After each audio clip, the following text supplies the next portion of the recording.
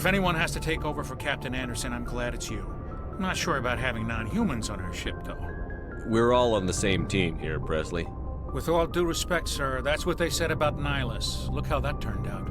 Speak freely, Presley. I want to know if you have a problem with non-humans. It's not that, Commander. Humanity has always handled its own problems. Saren attacked one of our colonies. We should be the ones to stop him. We don't need their help. Some people think asking for help is a sign of weakness. That's just being stupid and stubborn. No matter how strong you are, allies can make you stronger. I guess so. Maybe I'm just stuck in the old ways of thinking. But don't worry, Commander, this won't be a problem. Speak freely, Presley. I want to know if you have a problem with non-humans. I trust you, Commander. If you think they belong here, then so do I. How did you end up assigned to the Normandy?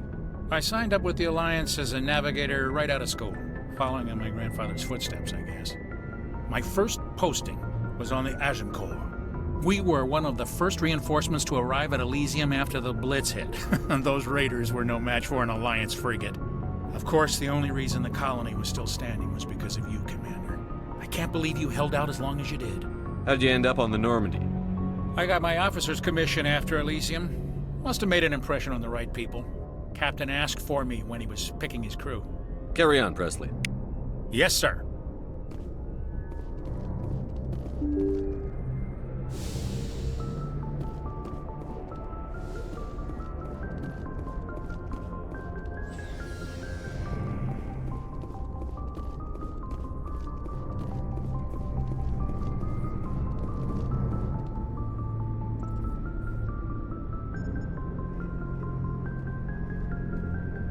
Anything you need, Commander?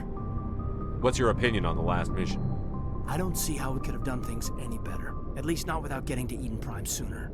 And we were on the scene faster than any other Alliance ship could have been. Just trying to get a sense of where the crew's at. Thoughts? I've wasted enough of your time for now, Commander. We'll have time for personal debriefings later. We'll talk another time, Lieutenant. Commander?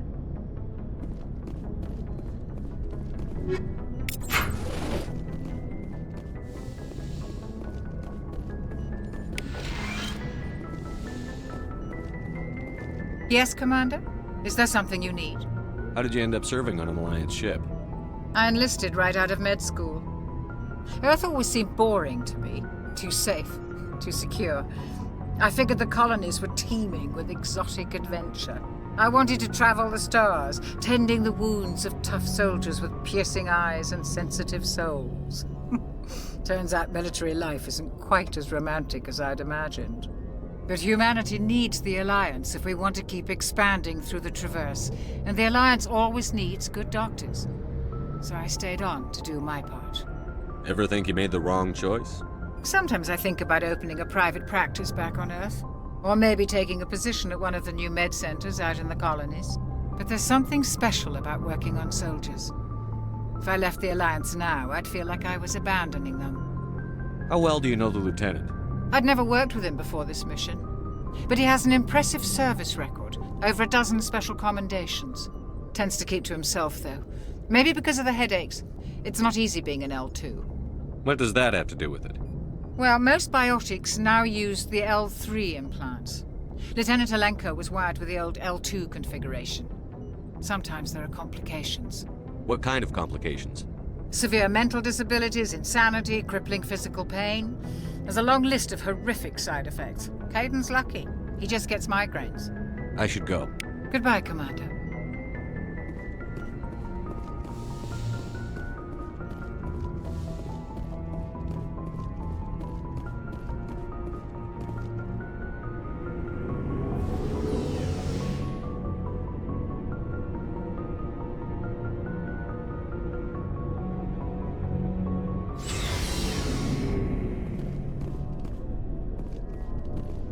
Hey, Commander. Looking for some extra supplies before you head out? What have you got? Whatever you want. Armor, weapons, mods. It's not standard Alliance issue, but that's not necessarily a bad thing. Well, as long as you don't mind paying for it. Why should I pay you for my weapons and armor? My stuff doesn't come from the Alliance. I have to purchase it myself, and it's not cheap. Hell, the licenses alone have set me back more than I'd like. But no licenses, no goods. Without the goods, I'm out of a job. What are licenses? Why do you need them? Manufacturers sell licenses. Each license allows me to buy and sell a certain brand of products. I already have several basic ones, but you'll need to buy more if you want me to bring in different brands. Many of the best licenses are hard to get, but they're well worth the cost if you can find them. What do the different manufacturers offer? There are too many for me to keep track of, but each license will explain what it's good for. How often will you get new items? Well, that depends on how many licenses you've purchased, but I'll rotate items on a regular basis regardless. And anytime we land someplace with a big enough port, I'll buy, sell, and trade whatever I can. Check back often. I need to move items quickly, so only the most basic items will be stocked consistently. Not right now, thanks. No problem. Keep checking back. Thanks for bringing me on board, Commander. I knew working with the Spectre would be better than life at CSEC. Have you worked with a Spectre before? Well, no, but I know what they're like. Spectres make their own rules. You're free to handle things your way. At CSEC, you're buried by rules. The damn bureaucrats are always on your back. For the most part, the rules are there for a reason. Maybe. But sometimes it feels like the rules are only there to stop me from doing my work. If I'm trying to take down a suspect, it shouldn't matter how I do it, as long as I do it. But CSEC wants it done their way. Protocol and procedure come first. That's why I left. So you just quit because you didn't like the way they do things? There's more to it than that. It didn't start out bad, but as I rose in ranks, I got saddled with more and more red tape. CSEC's handling of Saren was typical. I just couldn't take it anymore. I hate leaving. I hope you made the right choice. I'd hate for you to regret it later. Well, that's sort of why I teamed up with you. It's a chance for me to get off the Citadel, see how things are done outside CSEC. Either way, I plan to make the most of this. And without CSEC headquarters looking over my shoulder, well, maybe I can get the job done my way for a change. If getting the job done means endangering innocent people, then no. We get the job done right, not fast. Got it? I wasn't trying to. I understand, Commander.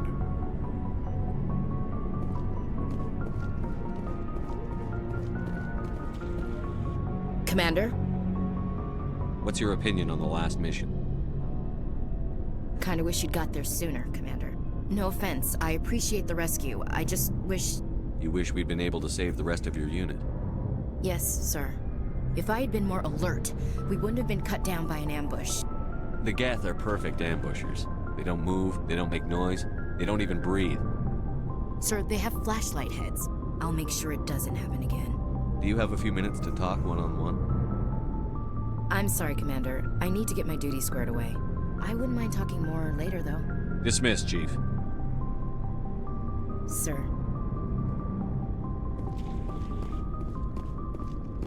Nice ship you've got, Shepard. What can I do for you?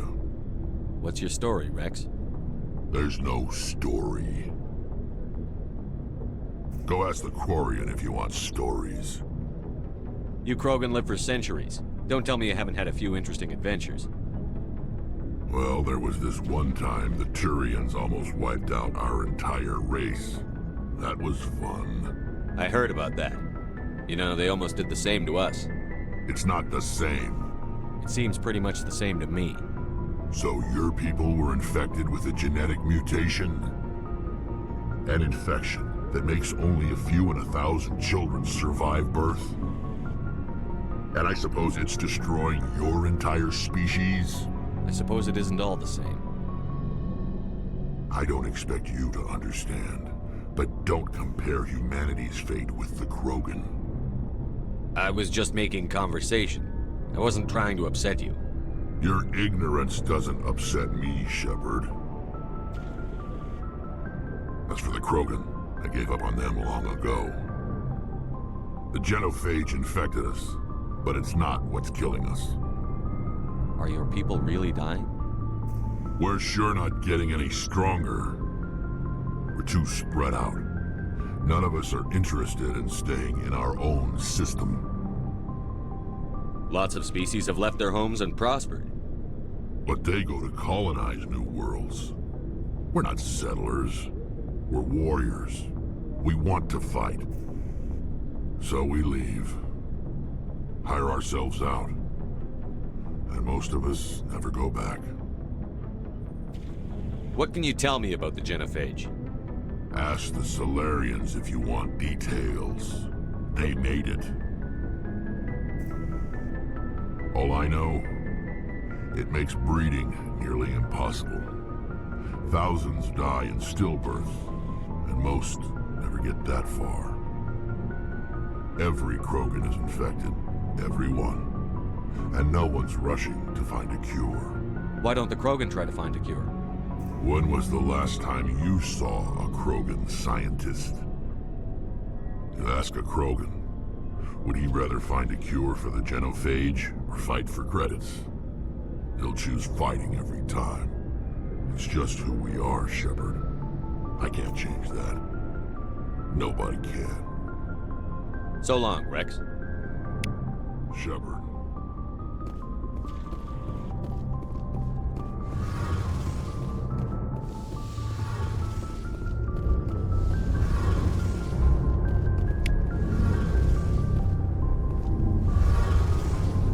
Hey, Commander, you know that Quarian, Tally?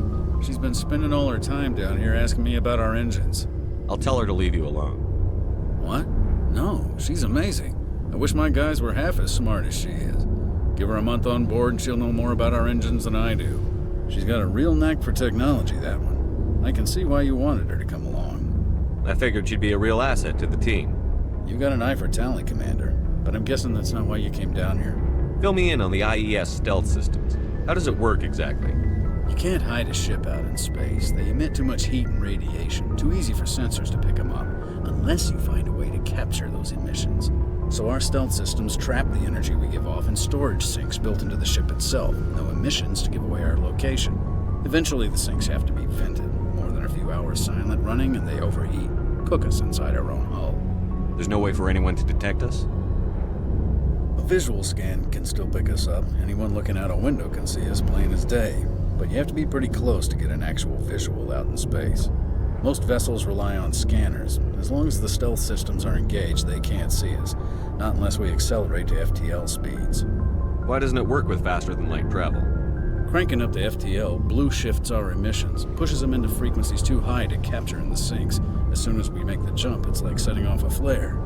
Sensors can pick up our location whenever we enter or exit FTL flight, but for short-range missions, our stealth systems are amazing, and we've got the only one. I want to know more about the Normandy. She's the best ship I've ever served on, probably the fastest vessel ever designed, and she's the only one using the new Tantalus drive core. What's so special about the Tantalus drive core? Proportionally, it's about twice the size of any other vessel. Not only are we faster, we can run at FTL speeds longer before we have to discharge the core. Where else have you served, Adams? If you name a class of Alliance ship, I've probably served on it. Everything from dreadnoughts and carriers right down to frigates like the Normandy. My last assignment was on the Tokyo, only a cruiser, but she was a good ship. Couldn't hold a candle to the Normandy, though. Carry on, Adams. Aye, aye, Commander. Your ship's amazing, Shepard. I've never seen a drive core like this before. I can't believe you were able to fit it into a ship this small. I'm starting to understand why you humans have been so successful. I had no idea Alliance vessels were so advanced. The Normandy's a prototype. Cutting-edge technology. A month ago, I was patching a makeshift fuel line into a converted tug ship in the flotilla. Now, I'm sitting on board one of the most advanced vessels in Citadel space.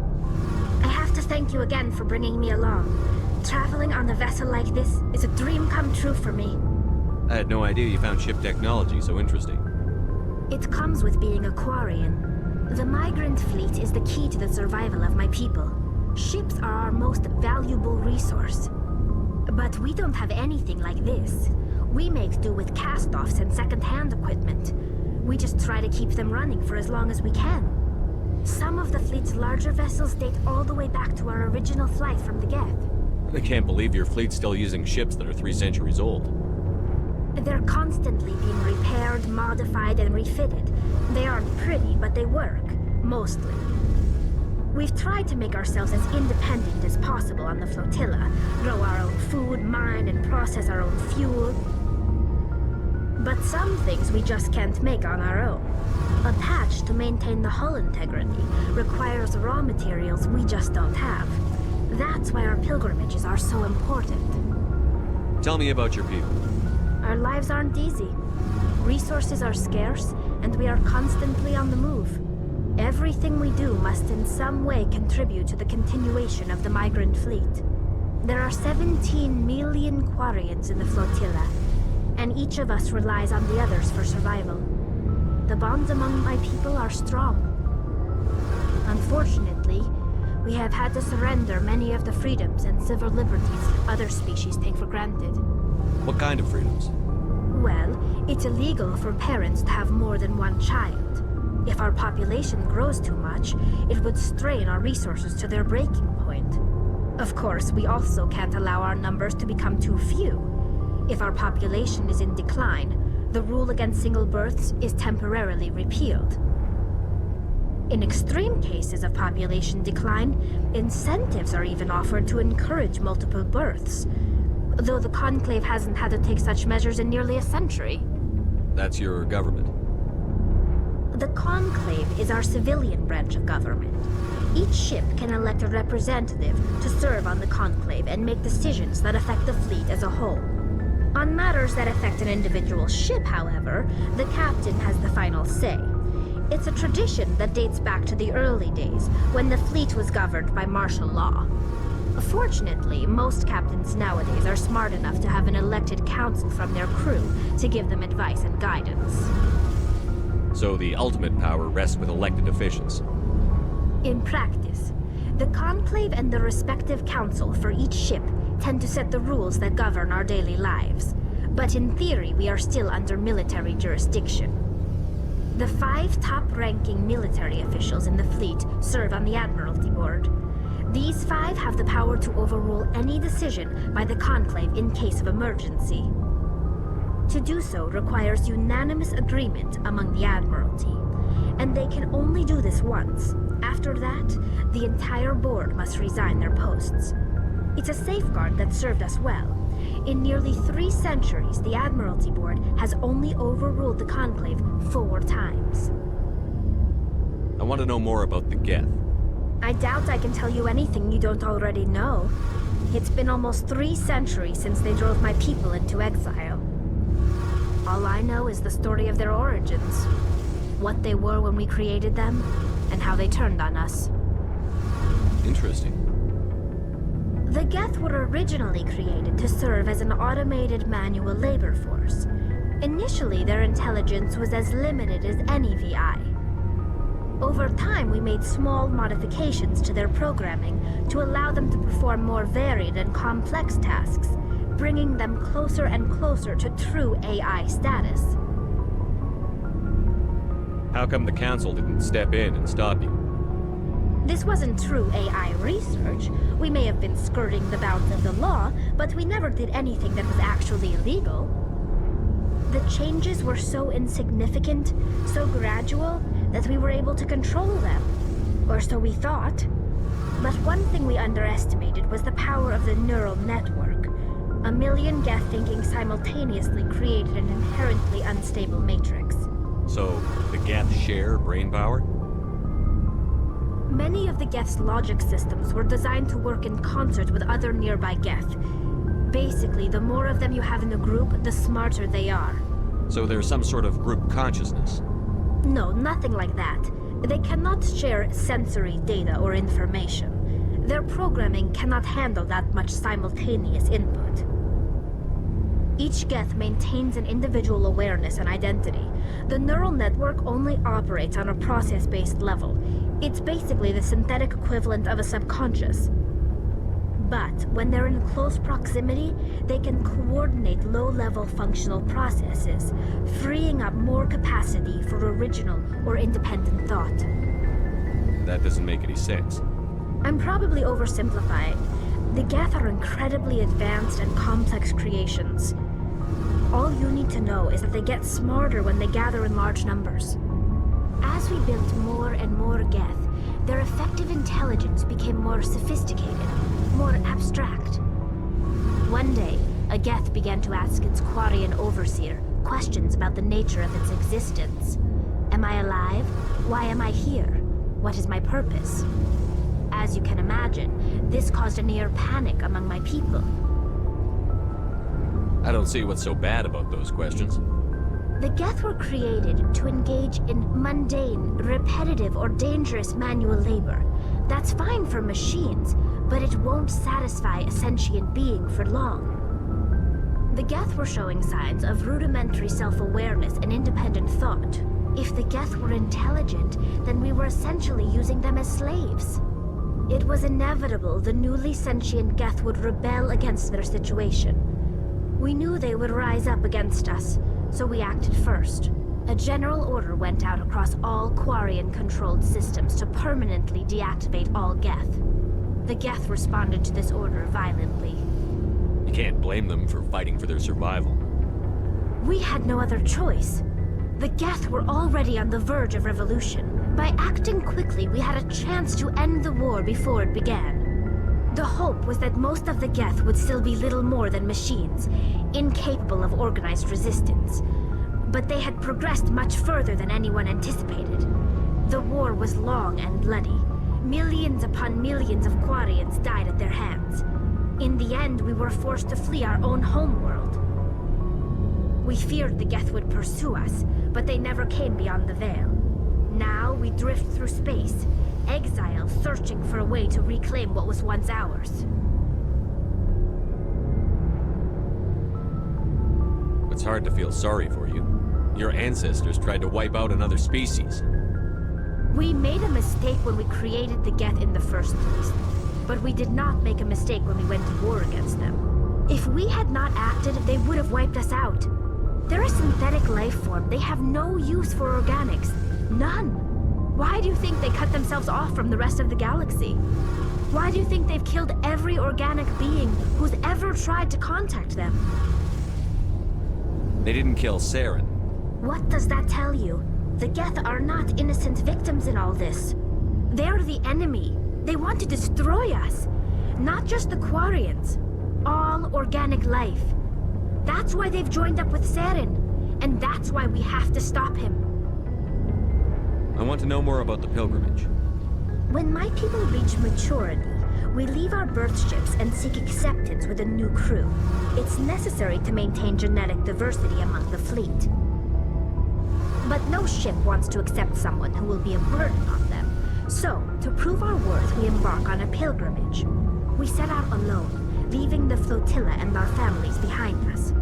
We only return once we have found something of value we can bring back to the fleet. This is presented as a gift to the captain of the respective ship we wish to join. If the gift is accepted, we are welcomed into the crew. Can a captain choose to reject the gift? That doesn't happen often. Most captains are eager to increase the size of their crew.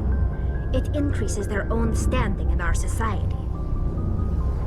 Even when the gift is not particularly valuable, the captain usually accepts it out of a sense of tradition. However, there is a stigma to presenting a substandard gift.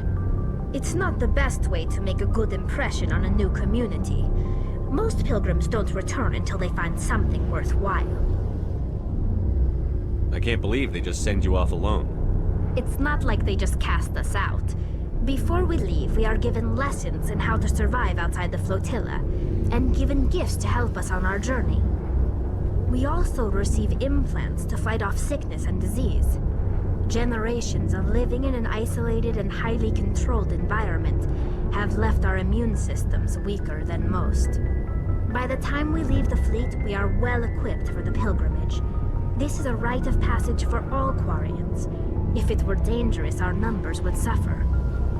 Virtually every pilgrimage ends with a triumphant return and the ritual presentation of the gift to one of the fleet's captains. I want to talk about something else. Like what? I should go. See you later.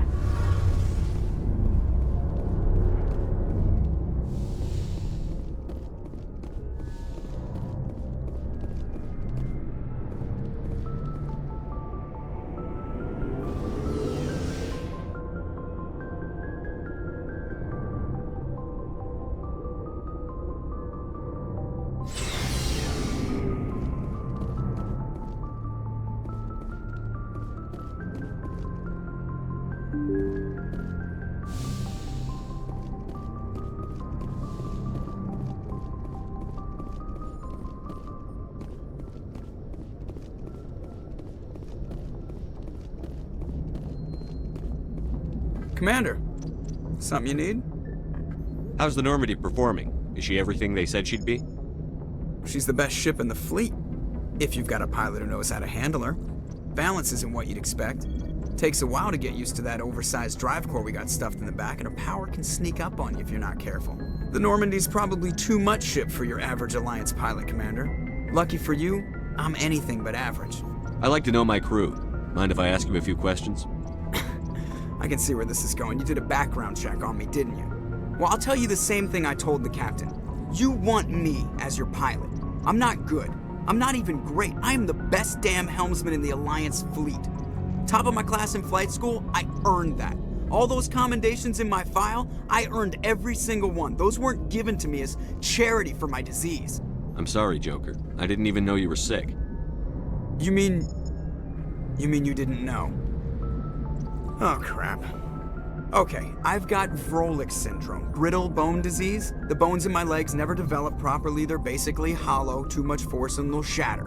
Even with crutches and my leg braces, it's hard to get around. One wrong step and crack! It's very dramatic, but I've learned to manage my condition, Commander. Put the Normandy in my hands and I'll make her dance for you. Just don't ask me to get up and dance unless, you like the sound of snapping shin bone. Why does everyone call you Joker? It's a lot shorter than saying Alliance Flight Lieutenant Jeff Moreau. Plus, I love to make little children laugh. You're dodging the question. Look, I didn't pick the name. One of the instructors in flight school used to bug me about never smiling. She started calling me Joker, and it stuck. Why didn't you ever smile? Hey, I worked my ass off in flight school, Commander. The world's not gonna hand you anything if you go around grinning like an idiot. By the end of the year, I was the best pilot in the academy, even better than the instructors, and everybody knew it. They'd all got their asses kicked by the sickly kid with the creaky little legs. One guess who was smiling at graduation? I have to go. All right, see ya.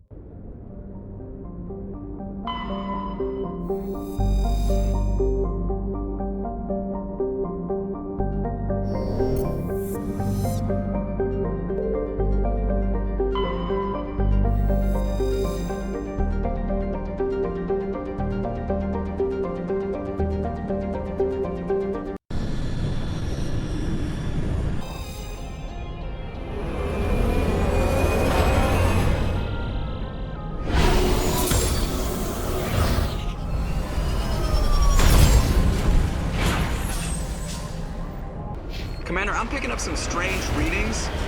Really strange, like off the damn charts. It looks like it's coming from an underground complex a few clicks away from the drop zone.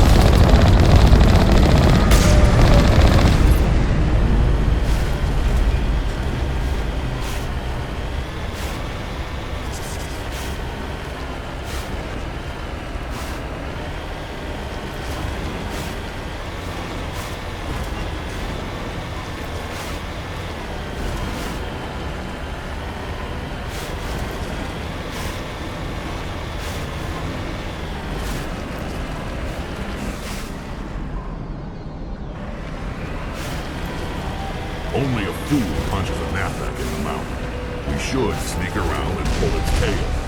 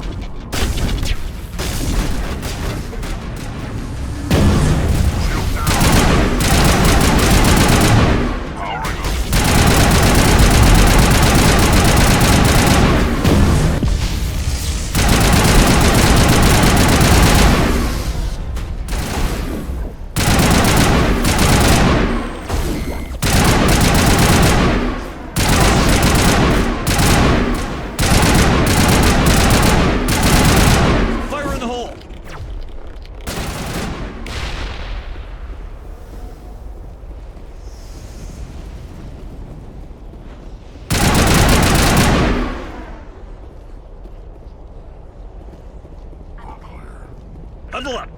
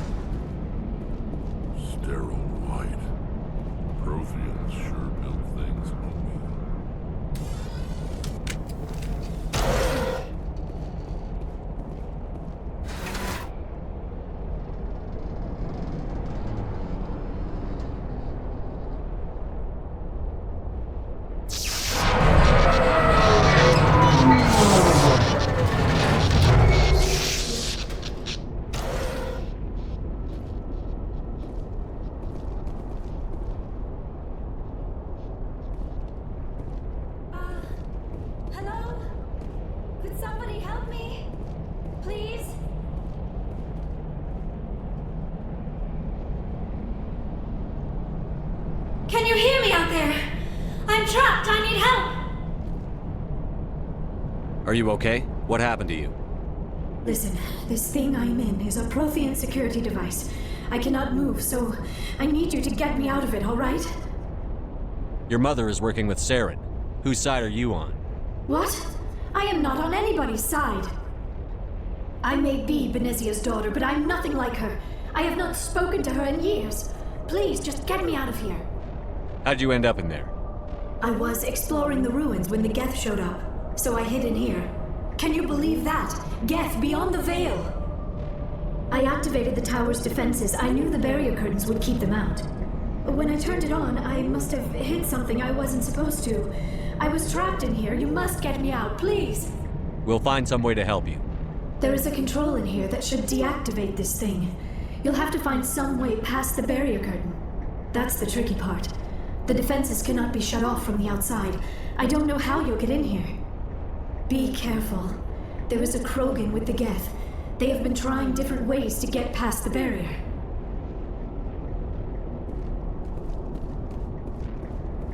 Take cover.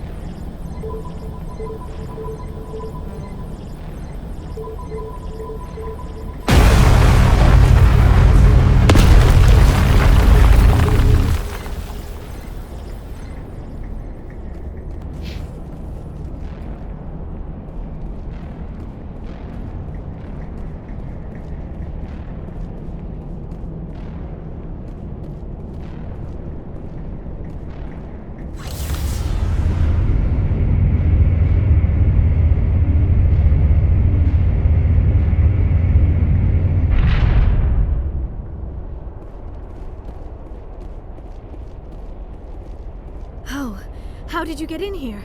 I didn't think there was any way past the barrier. We have to get you out of here before more Geth arrive. Yes, you're right. I've seen enough of them to last a lifetime. That button should shut down my containment field.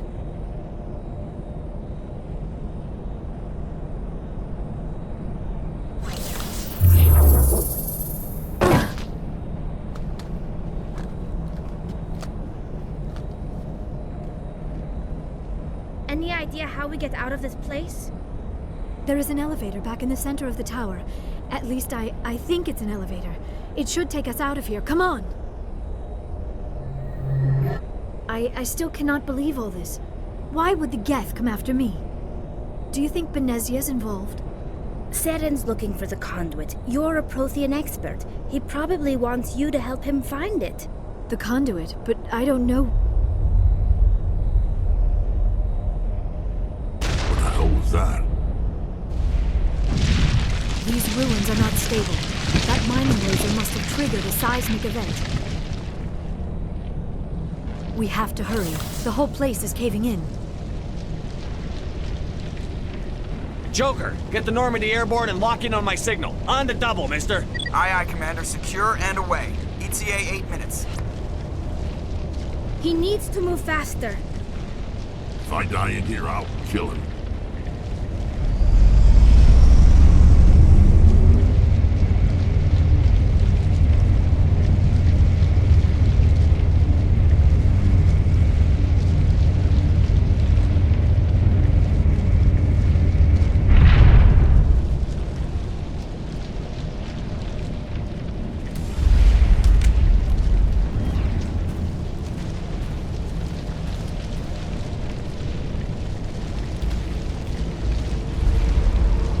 Surrender. Or don't. That would be more fun. In case you didn't notice, this place is falling apart. Exhilarating, isn't it? Thanks for getting rid of those energy fields for us. Hand the doctor over. Whatever it is you want, you are not getting it from me. She'll stay with us, thanks. Not an option.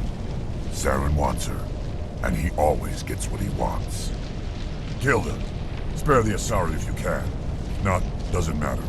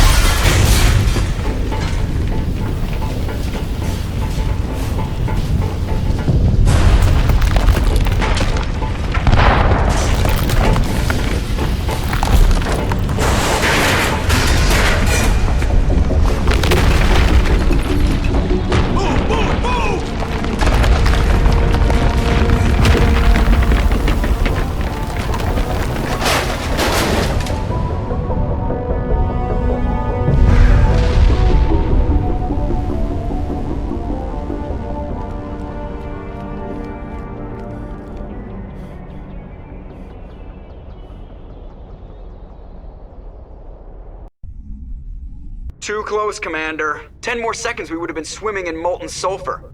The Normandy isn't equipped to land in exploding volcanoes. They tend to fry our sensors and melt our hull. Just for future reference. We almost died out there, and your pilot is making jokes? Joker pulled our asses out of there. I think he's earned the right to a few bad jokes. I see. It must be a human thing. I don't have a lot of experience dealing with your species, Commander. But I am grateful to you. You saved my life back there, and not just from the volcano. Those Geth would have killed me or dragged me off to Saren. What did Saren want with you? Do you know something about the conduit? Only that it was somehow connected to the Prothean extinction. That is my real area of expertise. I have spent the past 50 years trying to figure out what happened to them. How old are you exactly? I hate to admit it, but I am only 106. Damn! I hope I look that good when I'm your age. A century may seem like a long time to a short-lived species like yours, but among the Asari, I am barely considered more than a child. That is why my research has not received the attention it deserves. Because of my youth, other Asari scholars tend to dismiss my theories on what happened to the Protheans. I've got my own theory on why the Protheans disappeared. With all due respect, Commander, I have heard every theory out there. The problem is finding evidence to support them. The Protheans left remarkably little behind. It is almost as if someone did not want the mystery solved. It is like someone came along after the Protheans were gone and cleansed the galaxy of clues. But here is the incredible part. According to my findings, the Protheans were not the first galactic civilization to mysteriously vanish. This cycle began long before them. Where'd you come up with this theory? I thought there wasn't any evidence. I have been working on this for 50 years. I have tracked down every scrap and shred of evidence. Eventually, subtle patterns start to emerge, patterns that hint at the truth. It is difficult to explain to someone else. I cannot point to one specific thing to prove my case. It is more a feeling derived from a half-century of dedicated research. But I know I'm right, and eventually I will be able to prove it. There were other civilizations before the Protheans. This cycle has repeated itself many times over. If the Protheans weren't the first, then who was? I don't know. There is barely any evidence on the Protheans, even less on those who came before them. I cannot prove my theory, but I know I am right. The galaxy is built on a cycle of extinction. Each time a great civilization rises up, it is suddenly and violently cast down. Only ruins survive. The Protheans rose up from a single world until their empire spanned the entire galaxy. Yet even they climbed to the top on the remains of those who came before. Their greatest achievements, the mass relays and the Citadel, are based on the technology of those who came before them. And then, like all the other forgotten civilizations throughout galactic history, the Protheans disappeared. I have dedicated my life to figuring out why. They were wiped out by a race of sentient machines. The Reapers. The Reapers? But I have never heard of. How do you know this? What evidence do you have? There was a damaged Prothean beacon on Eden Prime. It burned a vision into my brain. I'm still trying to sort out what it all means. Visions. Yes, that makes sense. The beacons were designed to transmit information directly into the mind of the user. Finding one that still works is extremely rare. No wonder the Geth attacked Eden Prime. The chance to acquire a working beacon, even a badly damaged one, is worth almost any risk. But the beacons were only programmed to interact with Prothean physiology. Whatever information you received would have been confused, unclear. I am amazed you were able to make sense of it at all. A lesser mind would have been utterly destroyed by the process. You must be remarkably strong-willed, Commander. Okay, this isn't helping us find Saren or the conduit. Of course, you're right. I am sorry, my scientific curiosity got the better of me. Unfortunately, I do not have any information that could help you find the conduit, or Saren. I don't know why Saren wanted you out of the picture, but I think we'll be a lot better off if we bring you along. Thank you, Commander. Saren might come after me again. I cannot think of anywhere safer than here on your ship. And my knowledge of the Protheans might be useful later on. And her biotics will come in handy when the fighting starts. Good to have you on the team, Liara. Thank you, Commander. I am very grateful. Oh, I am afraid I am feeling a bit lightheaded. When was the last time you ate or slept? Dr. Chakwa should take a look at you. It is probably just mental exhaustion, coupled with the shock of discovering the Protheans' true fate. I need some time to process all this. Still, it could not hurt to be examined by a medical professional. It will give me the chance to think things over. Are we finished here, Commander? We can talk again after you've seen the doctor. The rest of you, dismissed. Mission reports are filed, Commander. You want me to patch you through to the Council? Patch him through, Joker. Setting up the link now, Commander. We've received your report, Commander. I understand Dr. T'soni is on the Normandy. I assume you're taking the necessary security precautions. Liara's on our side. The Geth were trying to kill her. Benezia would never allow Therum to kill her daughter. Maybe she doesn't know. Or maybe we don't know her. We never expected she could become a traitor. At least the mission was a success. Apart from the utter destruction of a major Prothean ruin. Was that really necessary, Shepard? The Geth were crawling all over those ruins. We were lucky to make it out alive. Of course, Commander. The mission must always take priority. Good luck, Commander. Remember, we are all counting on you.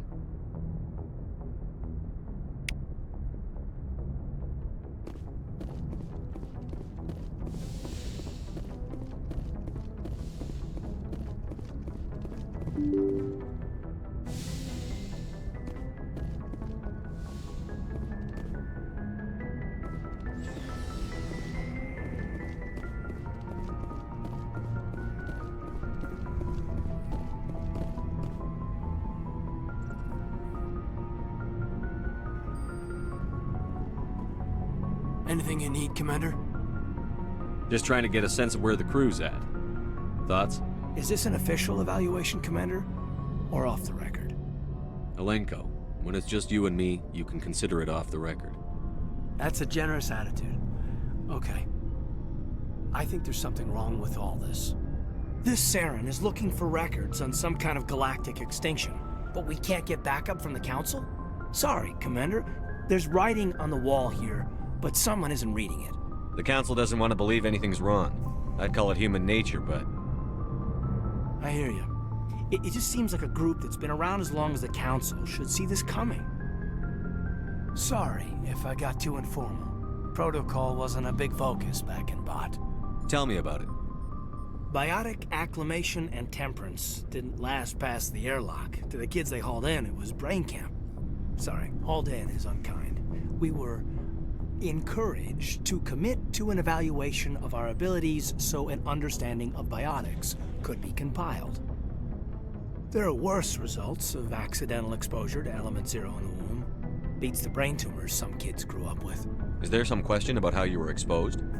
My mother was downwind of a transport crash.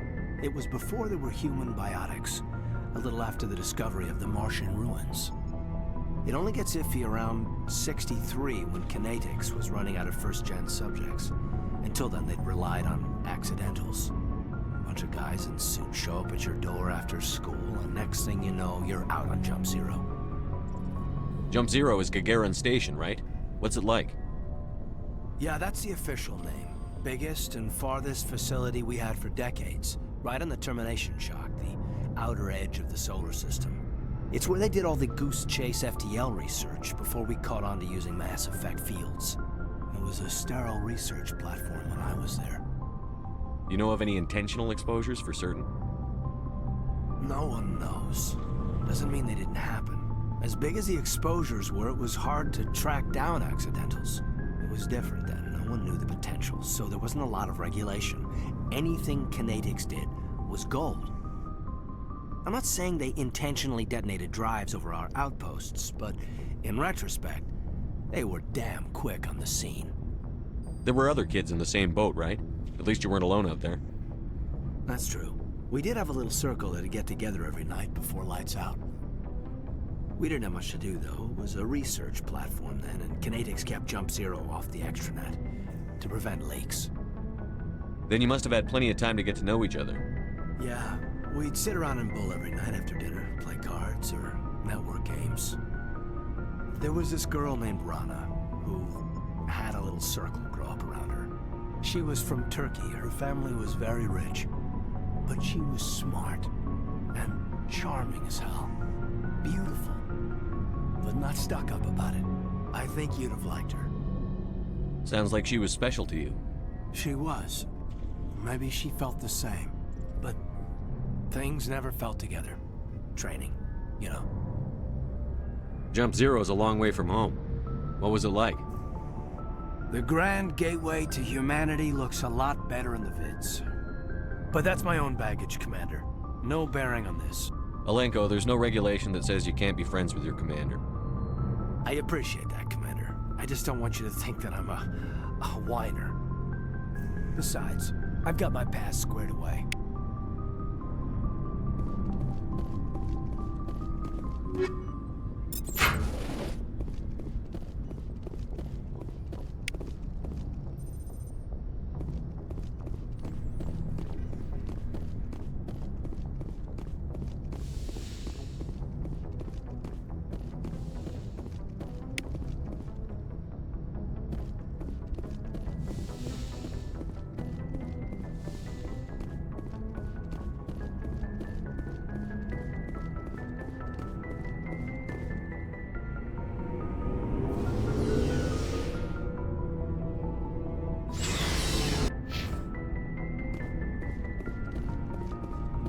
Looking for supplies?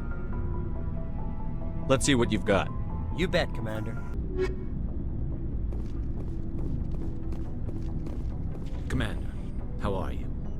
Why did you want to be a CSEC officer in the first place? That's a good question. There were several reasons, I guess. Like what? Probably the same as most officers. I wanted to fight injustice, wanted to help people.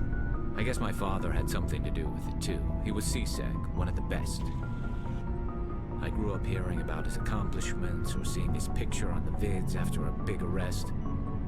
He's taking my resignation pretty hard. That's tough, but you'd think he'd be impressed you're going after Saren. My father's a CSEC man to the bone. Do things right or don't do them at all, he says. He thinks I'm being too rash, too impatient. He's worried I'll become just like Saren. He actually talked me out of becoming a Spectre when I was younger, for the same reasons. You were asked to be a Spectre? Well, I was targeted as a possible Spectre candidate, me and about 1,000 other Turian military recruits. I could have received special training, but my father didn't like it. He despises the Spectres. He hates the idea of someone having unlimited power with no accountability. He wouldn't like you, Commander. No offense. I suppose I can understand his concern. You can. But Saren's not going to play by our rules, CSEC's rules. If you want to nail Saren, you need to send someone who isn't restricted by policies and procedures. Just because you can break the rules doesn't mean you should. I don't need to stoop to Saren's level to stop him. And neither do you, Garrus. I see what you mean, but I'll think about it. Thanks, Commander.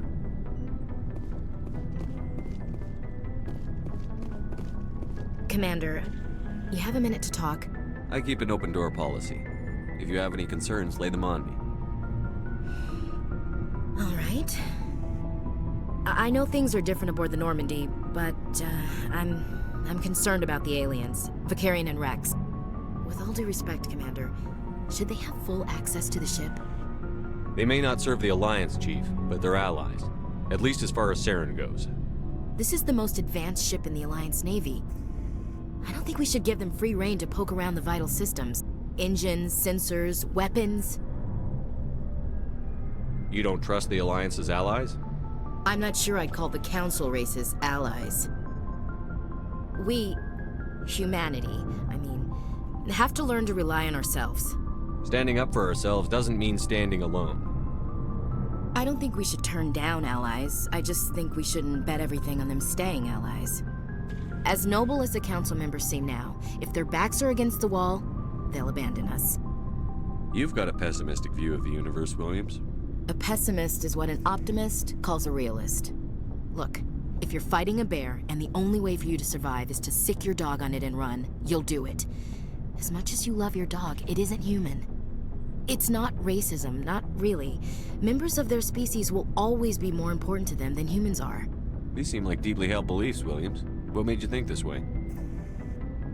My family's defended the Alliance since it was founded. My father, grandfather, great-grandmother, they all picked up a rifle and swore the oath of service.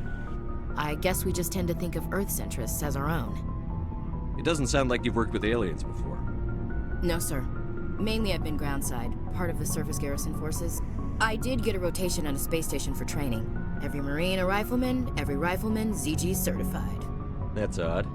Your record is spotless and your technical scores are exemplary. You should be serving with the fleet. Anyway, that's why I haven't served with many aliens, Commander. I come from a military family too. My parents were both Navy. Anybody in your family we might know? Couldn't say, Commander. We probably have a lot in common. You join up to carry on the tradition? No. The future of humanity is out here. There's so much we haven't seen yet. Yeah. I still remember my first field exercise on Titan. When we hit mud, the reality hit me. I'm the first person who ever stood here. Then my drill instructor kicked me in the ass. I went face first into the muck. He spent the next 5 minutes chewing me out for gold bricking. Don't tell me you had Gunny Ellison. He's the only one I know who uses that word to describe shirking duty. Oh, Lord. You went to the Makapog boot camp, too? Yeah. Gunny Ellison's still reaming out recruits down there. Kicking ass and using words like inveigle and pusillanimous. All right. I can see where your concerns are coming from, Williams. But this is a multilateral mission. You're going to have to work with aliens, like it or not. It won't be a problem, Commander. You say jump, I say how high. You tell me to kiss a Turian, I'll ask which cheek. I don't think kissing Turians will be necessary. You never know, Commander. What's your opinion on the last mission? Not sure I buy Dr. T'soni's story about her and her mom not talking. They're family, right? I think she's being straight with us. Or at least, I don't think she lies very often. Yeah, she's probably really bad at it. Too bad those ruins got destroyed. I mean, they lasted thousands of years. That's impressive. We'll talk later, Williams. Looking forward to it, sir. So, we've got Saren on the run. It won't be long now. Saren's good, but I'm better. Good? He's rotten. To the core. I could tell as soon as I met him. Why didn't you tell me this sooner? I would've if I thought it was important. I think I'd like to hear about it just the same. This was a while ago. A bunch of mercs were bragging about a job out near the edges of the Terminus systems. They said it paid well and the boss was never around to ride them. They said he was looking for more men, too. So I checked it out. I didn't know Saren was openly recruiting mercs. It wasn't that open, and he only showed his face once. We'd been raiding ships in the area for months when we took out this massive cargo freighter. Our biggest haul yet. I was on board checking bodies for valuables, looking for some extra credits. That's when I saw him. What did Saren want with the ship? I don't know what he wanted. He was just moving through the ship, watching. A couple of the mercs called him by name, but he never spoke to them. Never spoke to anyone. I had a really bad feeling about him, so I got the hell out. Didn't even wait to get paid. What kind of cargo was the freighter carrying? What was Saren after? I don't know. All I saw on that ship was food and medical supplies. There were some basic weapons, but nothing big. If there was anything of value on that ship, I didn't see it. That's why I didn't mention it sooner. Whose ship was it? There was a Volus trading vessel. Big one. Lots of guards. But they were no match for us. That's the only time you saw him? Yeah. Didn't even know who he was. Still wouldn't if I hadn't joined up with you. But my instincts were right. Every other merc on that mission turned up dead within a week. Every damn one. So long, Rex. Shepard.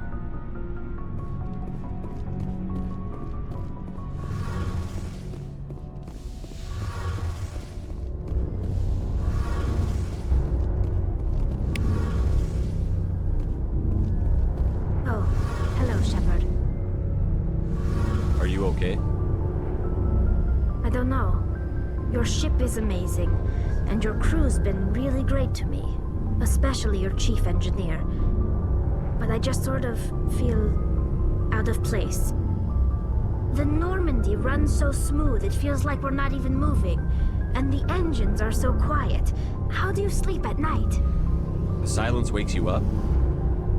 Back on the flotilla, the last thing you want to hear is silence. It means an engine's died or an air filter shut down. I guess you don't have to worry about that here. But old habits die hard. But it's more than just the silence. This ship feels so empty. It's like half the crew is missing. Back home, I couldn't wait to go on my pilgrimage. I couldn't wait to get away from the crowds. Now that I'm out here, I kind of miss them.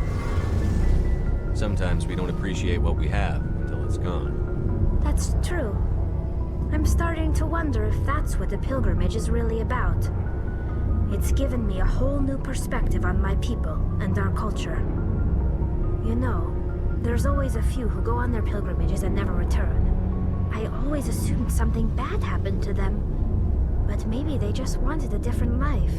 You do plan to return to the migrant fleet, right? I could never abandon my people, Shepard. I will go back eventually. But we have to stop Saren first. Otherwise, I might not have a home to go back to. I should go. See you later.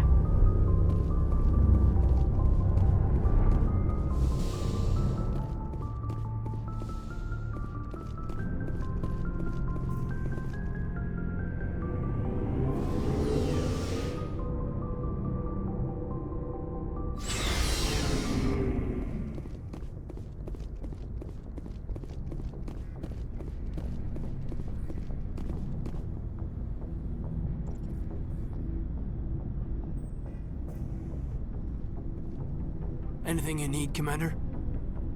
What's your opinion on the last mission? Dr. T'soni. Seems like a sweet girl. Easy on the eyes.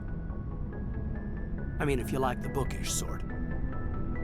Any intentions there, Lieutenant? No, Commander. Just art appreciation. Just trying to get a sense of where the crew's at.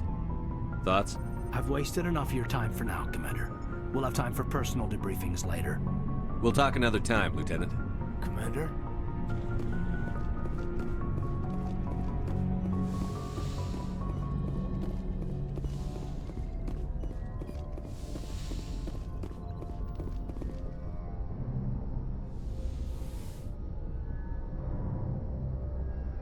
Commander, are you coming to check up on me?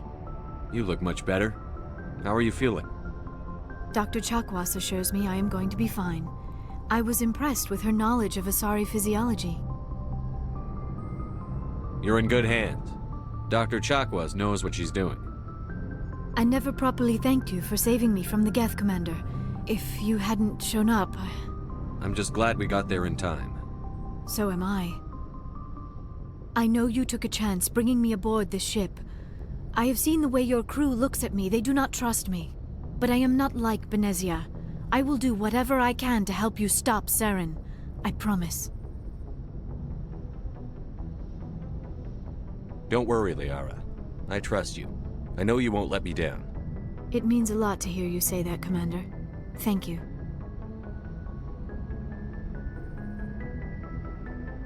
Tell me about yourself, Liara. Me? I am afraid I am not very interesting, Commander.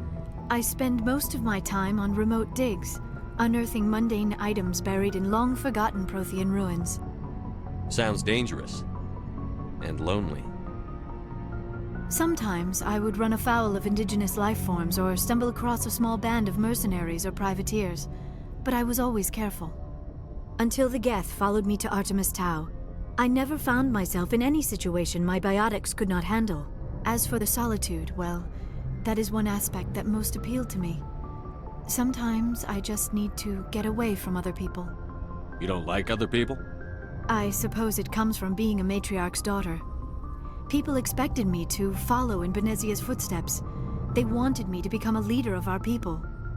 Matriarchs guide their followers into the future. They seek the truth of what is yet to come. Maybe that's why I became so interested in the secrets of the past. It sounds so foolish when I say it out loud. It sounds like I became an archaeologist simply to spite Benezia. All children rebel against their parents. It's a natural part of growing up. Aha, you share the wisdom of the matriarch, Shepard. That is exactly what Benezia said when I told her of my decision. But there was more to it than that. I felt drawn to the past. The Protheans were these wondrous, mysterious figures. I wanted to know everything about them. That is why I find you so fascinating. You were marked by the beacon on Eden Prime. You were touched by working Prothean technology. Sounds like you want to dissect me in a lab somewhere. What? No, I did not mean to insinuate. I never meant to offend you, Shepard.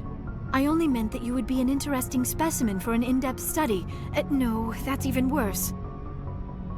Calm down, Liara. I was only joking. Joking? Oh, by the goddess, how could I be so dense? You must think I am a complete and utter fool. Now you know why I prefer to spend my time in the field with data disks and computers. I always seem to say something embarrassing around other people. Please, just pretend this conversation never happened. Do you know why Benezia joined up with Saren? I don't understand it. She was always outspoken about the need for the Asari to become more involved in shaping galactic events. Maybe she thought allying herself with Saren would somehow be for the greater good in the long run. At least I hope so. This hurts you, doesn't it? None of this makes any sense to me. I have not spoken to Benezia in many years, but I know her, and this was not like her. Something changed. I'd like to know more about the Asari. We were the first species to discover the Citadel.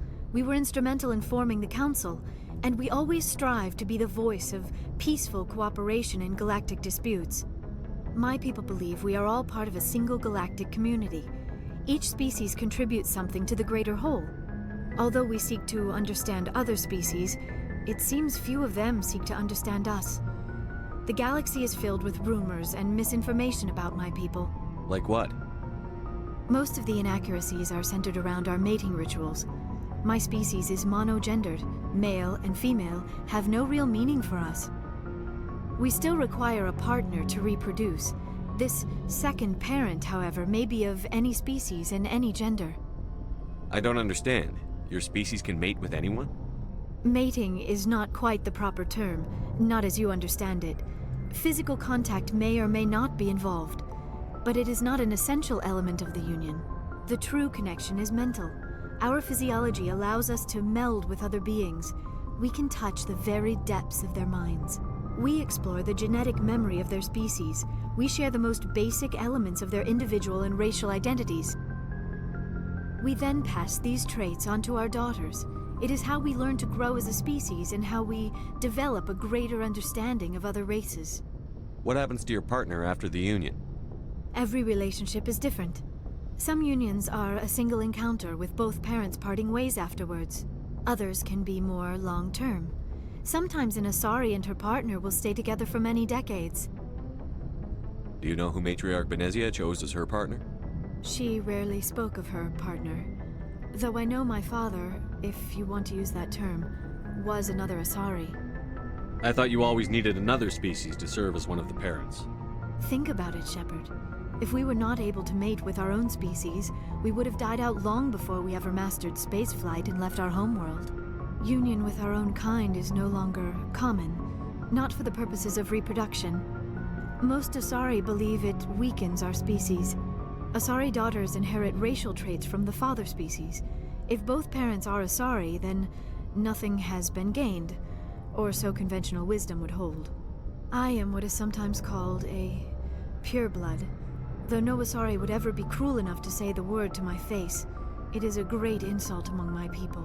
It is possible Benezia's partner was embarrassed by their union. She may have been too ashamed to publicly acknowledge me as her offspring. Maybe she wanted to meet you, but couldn't. Something could have happened to her. Maybe she passed away. You might be right. I hope you are. But I have no way to know for sure. Benezia never spoke of her partner. Whatever happened, it caused her too much pain to dwell on it. She raised me by herself, though that is not uncommon. Many Asari raise their children alone, particularly if the father species is short-lived. Often the partner will pass on long before the child reaches maturity. I should go. Goodbye, Shepard.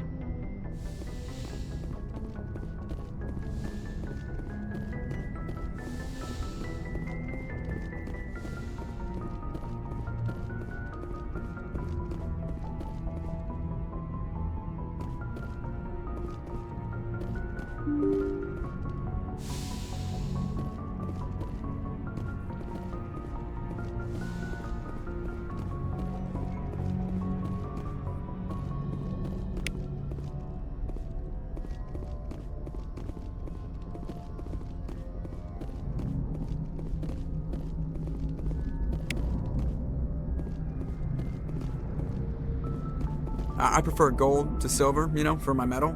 I figured you'd recommend me for one since I, pulled your boots out of the fire.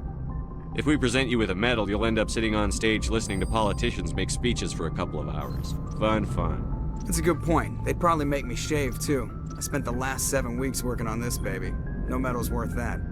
So, Commander, why don't you tell me why you're really here? I have to go. All right, see ya.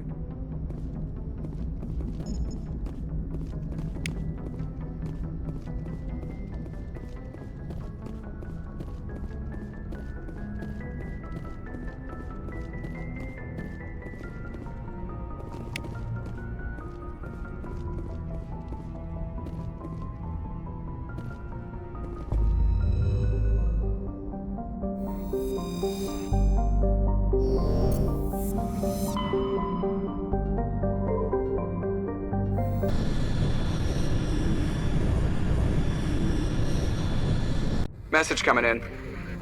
Patching it through. Commander Shepard, my name is Nasana Dantius. I have a job for you. I can't say any more in an unsecured communication. If you're interested in hearing my offer, meet me on the Citadel so we can talk in person. I'll be waiting in the Diplomat's Lounge on the Presidium.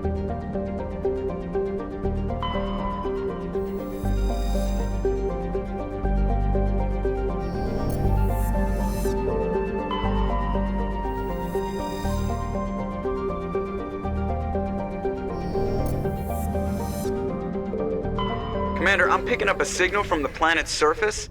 It looks like an automated distress beacon.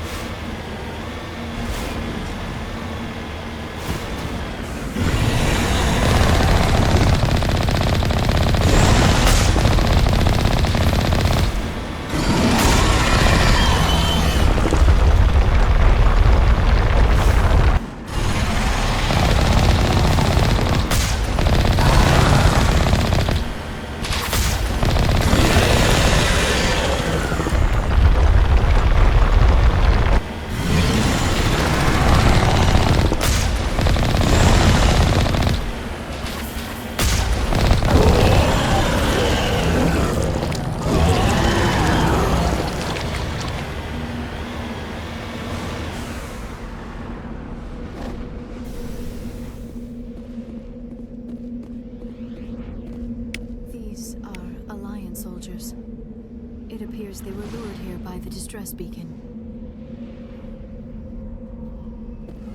Looks like these men were under Admiral Kahuku's command. He'd want to know what happened here.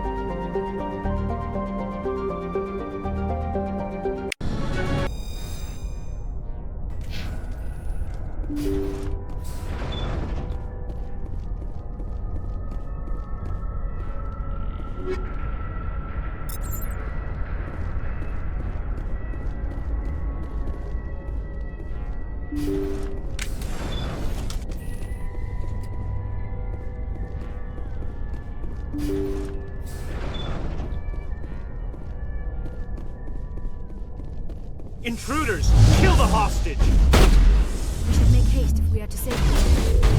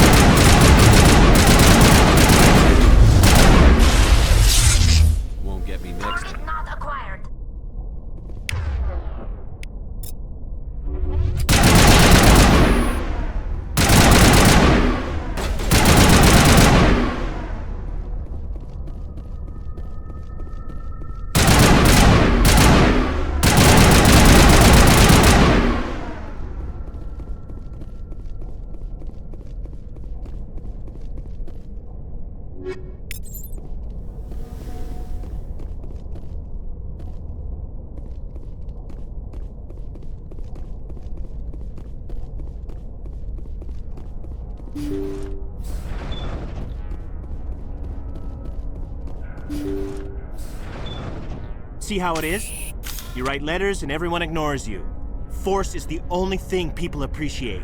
So how about if I kill Chairman Burns and finish this charade? Please, I was trying to help you people. Let's not do anything we're all going to regret. Why not? What have we got to lose? Since the chairman here decided that we didn't get reparations, we've got nothing left to live for. But I've changed my mind. Seeing you all, it's clear that you all deserve... You had your chance.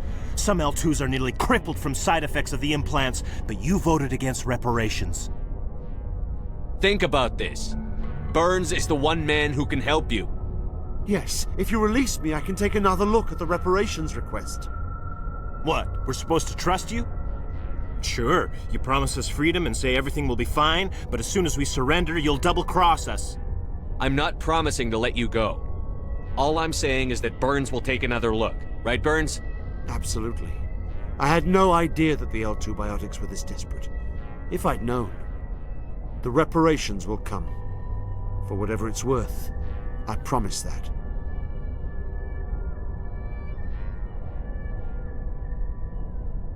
You're right. I don't want to die. Maybe something will happen this time. We surrender. Thank you, Commander. I thought I was dead when they took me. I'll see to it that the reparations discussion is reopened. I didn't know they were so desperate. A 5th Fleet cruiser will be by shortly to pick you and the prisoners up.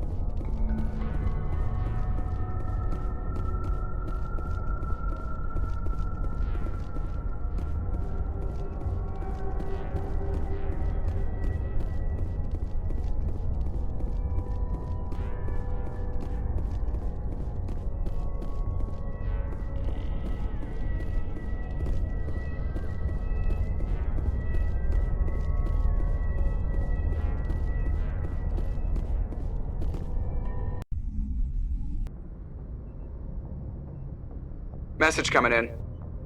Patching it through. Thank you for dealing with the hostage situation, Commander. Chairman Burns was quite impressed by the way you resolved the situation peacefully. Your assistance above and beyond the formal duties has been noted, Commander. Fifth Fleet out.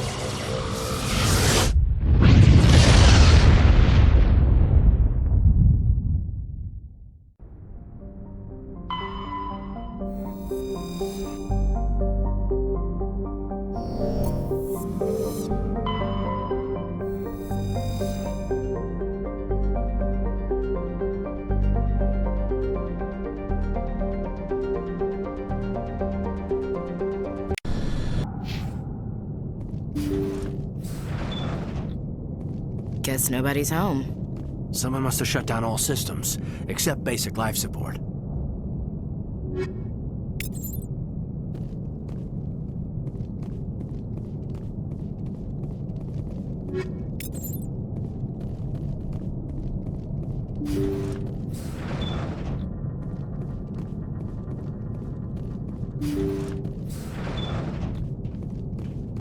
Hear that? We're not alone.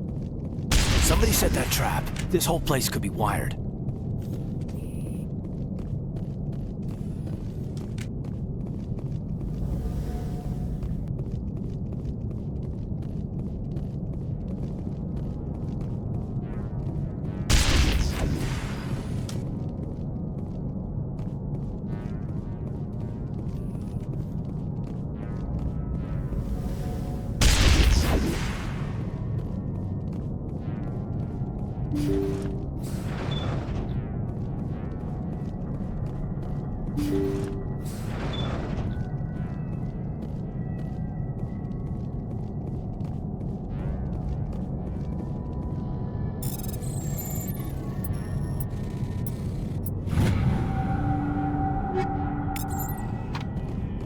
Jacob's gone. They say his brain isn't functioning anymore, and they want to shut off his machines. But Jacob's the only thing in the world that matters to me. I don't know how to help him, and it's tearing me up inside. I just feel so helpless, so damn angry. Dr. Smith gave me some meds to calm down, but I didn't take them. I can't. Not until I figure out a way to help Jacob. I won't give up on him. I won't!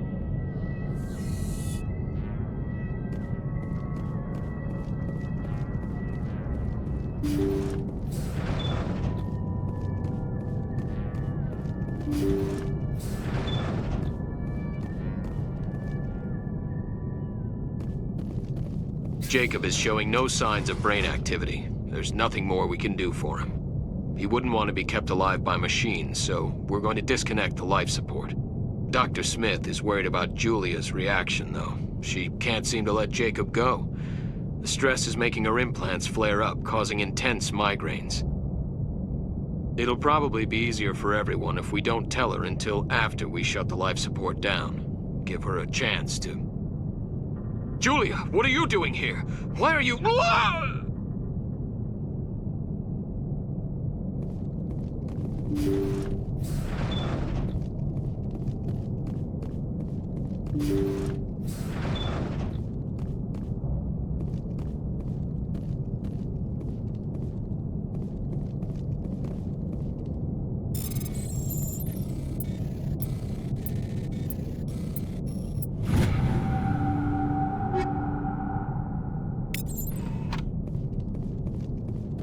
Jacob's not going to make it.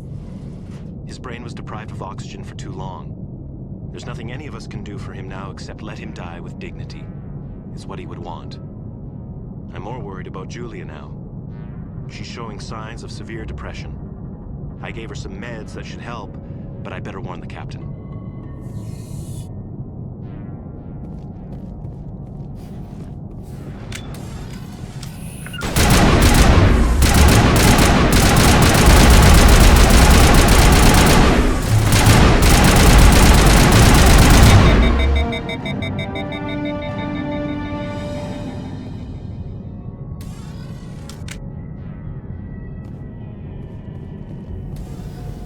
Looks like that machine is keeping him alive.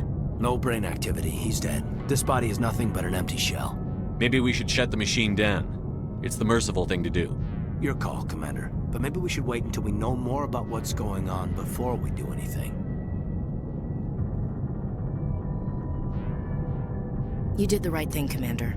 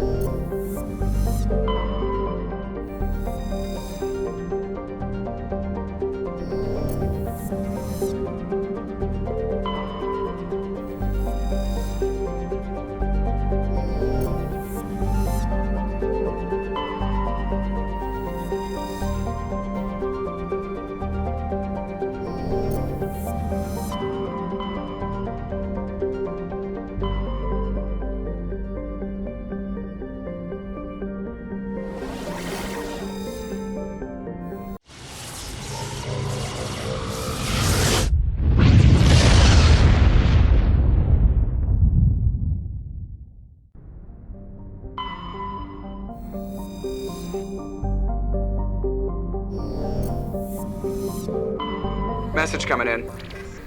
Patching it through. General distress call from the Sacred Angel Medical Transport. Critical system failure. Losing power. Emergency landing. Argos. Communications failing. Life support, emergency transponder. Won't last. Please hurry.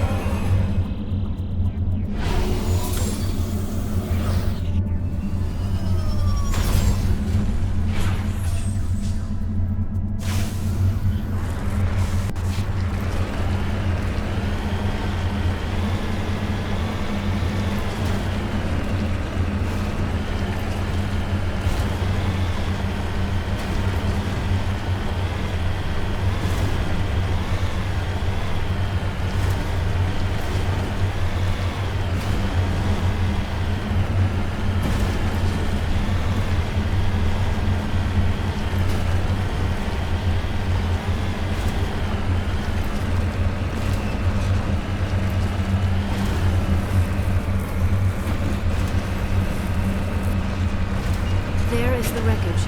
I do not see any survivors, though. Careful, Shepard. I've got a bad feeling about this. Geth! It's a trap!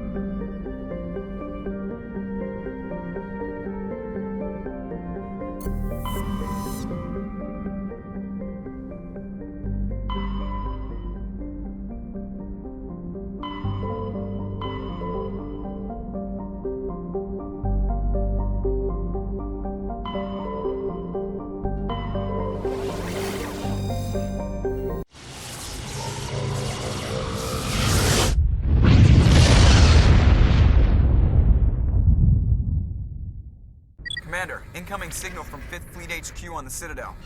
Commander Shepard, something uncomfortable has just come up.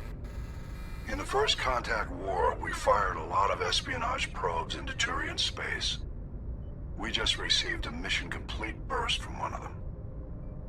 Where's it been in the meantime? No idea. Lost in transit. These probes were built in a hurry after First Contact. What makes this uncomfortable? When these probes were launched, we didn't have any idea who we were fighting. We didn't want to risk aliens examining our technology.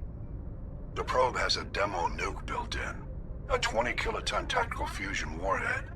About equal to the bomb dropped on Hiroshima back in the 20th. If somebody finds that probe, tampers with it, you don't need me to finish, Commander. I understand this must be handled, but I don't have anyone trained to deal with this sort of thing, sir. I know. I wouldn't ask if it wasn't important. These probes have been classified for 26 years. The Council will call fusion bomb booby traps dangerous and irresponsible. The Alliance would face censure if they find this probe. I'm asking you because the Normandy can get on site quickly and quietly. It's in the Voyager cluster.